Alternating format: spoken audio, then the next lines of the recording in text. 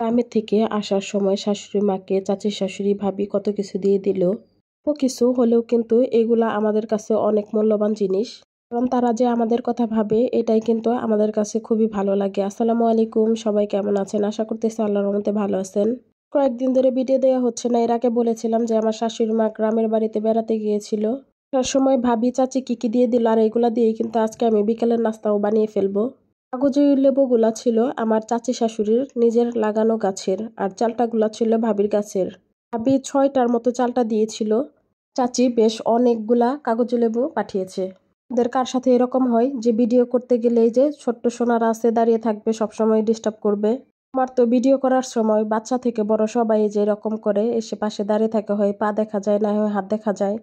তো এইদিকে আমি আজকে 2 কেজি দুধ জাল দিয়ে নিতেছি বিকেলে নাস্তা বানানোর জন্য, আর এইদিকে দুপুরে সব কিছু রান্না করে রেডি করে টেবিলে দিয়ে রাখছি।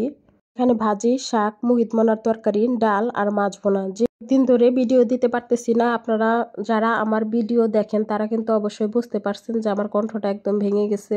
এটার মধ্যে ছিল আচার, কিন্তু এটা যেহেতু আমার কাজ, এর জন্য আজকে নতুন করে একটা ভিডিও নিয়ে চলে আসলাম। এই যে দুধটা জাল করতে করতে দেখেন কতটা ঘন হয়ে গেছে।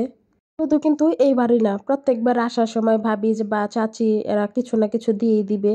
আর আমার শাশুড়ি মা বা আমার হাজবেন্ড যদি একা বেড়াইতে যায় তাহলে তাদের কিন্তু রান্না করে খেতেও হয় না। যে কয়দিন থাকে তারা কিন্তু চাচিদের বাসায় আর ভাবিদের বাসায় খায়। আমি যখন যাই তখন তো ফ্যামিলির একদম সবাইকে নিয়ে যাই, নানা শ্বশুর বাচ্চা কাচ্চা, তখন আমি রান্না করেই খাই।